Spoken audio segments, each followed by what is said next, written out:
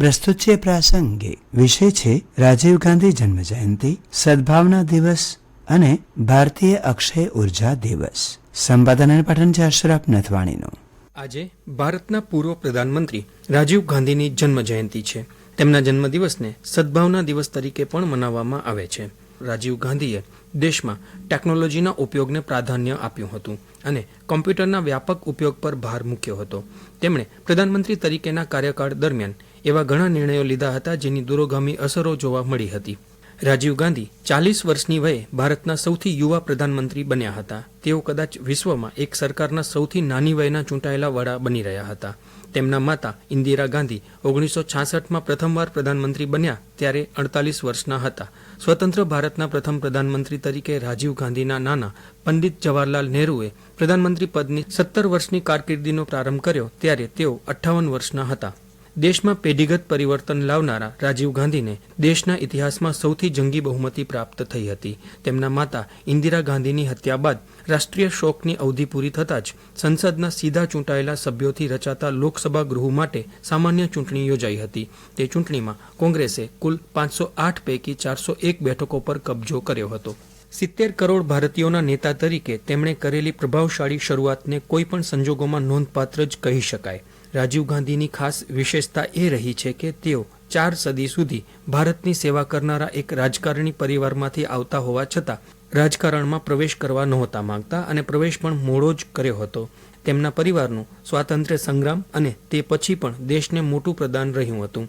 રાજીવ ગાંધીનો જન્મ 20 ઓગસ્ટ 1944ના રોજ મુંબઈમાં થયો હતો.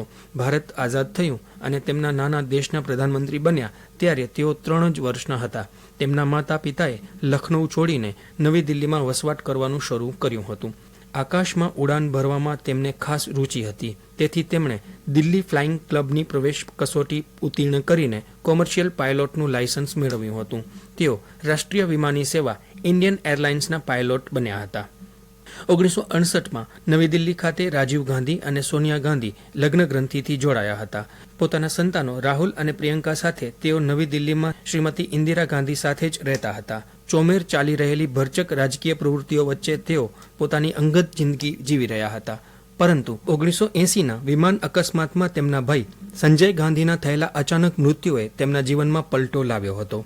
માતા પરના સ્થાનિક અને આંતરરાષ્ટ્રીય રાજકારણના બોજમાં તેમની મદદ કરવા માટે રાજીવ ગાંધી પર પણ રાજકારણમાં પ્રવેશનું દબાણ વધવા લાગ્યું.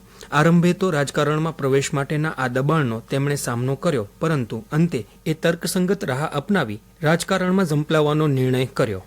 પોતાના ભાઈના મૃત્યુના કારણે જ ખાલી પડેલી ઉત્તર પ્રદેશની અમેઠી બેઠક પર તેઓ પેટા ચૂંટણી જીતી ગયા. 31 ઓક્ટોબર 1984ના રોજ તેમના માતાની થયેલી ક્રૂર હત્યાના કરુણ સંજોગોમાં પ્રધાનમંત્રી અને કોંગ્રેસના પ્રમુખ એમ બંને પદ સંભાળવાની તેમને ફરજ પડી. તેમણે નોંધપાત્ર ગૌરવ અને નિયંત્રણ સાથે વ્યક્તિગત શોક અને રાષ્ટ્રીય જવાબદારીઓ એમ બંને ભારનું વહન કર્યું હતું. આધુનિક વિચારધારા અને નિર્ણાયક મિજાજ ધરાવતા રાજીવ ગાંધી વિશ્વની આધુનિક ટેકનોલોજીથી પરિચિત હતા. તેમણે વારંવાર કહ્યું હતું કે દેશની એકતા અને અખંડિતતા કાયમ રાખવા ઉપરાંત એક હેતુ તે દેશને 21મી સદીમાં પ્રવેશ કરાવવાનો રહેશે. આજે અક્ષય ઉર્જા દિવસ પણ છે. દર વર્ષે 20 ઓગસ્ટના રોજ અક્ષય ઉર્જા દિવસ ઉજવાય છે. આ દિવસ ઉર્જાના પુનઃપ્રાપ્ય સંસાધનોના મહત્વ વિશે જાગૃતિ ફેલાવવા ઉજવવામાં આવે છે. અક્ષય ઉર્જા એટલે કે રિન્યુએબલ ઉર્જાના સંસાધનોમાં સૂર્ય ઉર્જા, પવન ઉર્જા, જળ ઉર્જા, બાયોગેસ વગેરે ઉર્જાના સ્વરૂપનો સમાવેશ થાય છે. ભારતમાં કુદરતી પરિપ્રેક્ષ્યની દૃષ્ટિએ અક્ષય ઉર્જાની વિપુલ સંભાવનાઓ રહેલી છે. રિન્યુએબલ્સ 2022 ગ્લોબલ સ્ટેટસ રિપોર્ટ અનુસાર મોટા હાઇડ્રો પ્રોજેક્ટ સહિત રિન્યુએબલ એનર્જીની સ્થાપિત ક્ષમતામાં ભારત વૈશ્વિક સ્તરે ચોથા ક્રમે છે.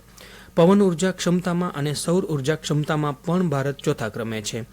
ભારતમાં હાલમાં કુલ સ્થાપિત રિન્યુએબલ એનર્જી ક્ષમતા 195 ગીગાવોટની છે. દેશના તમામ રાજ્યોમાં ગ્રીડ ઇન્ટરેક્ટિવ રિન્યુએબલ એનર્જીની કુલ સ્થાપિત ક્ષમતાની સરખામણી કરીએ તો ગુજરાત ટોચ પર છે. ગુજરાતની કુલ સ્થાપિત અક્ષય ઉર્જા ક્ષમતા 28,200 મેગાવોટની છે. આજે અક્ષય ઉર્જા દિવસ પર સૌ સંકલ્પ લઈ દેશના વાતાવરણને પ્રદૂષણ રહિત બનાવીએ અને ઉર્જાના અક્ષય સ્ત્રોતોનો ઉપયોગ કરીએ.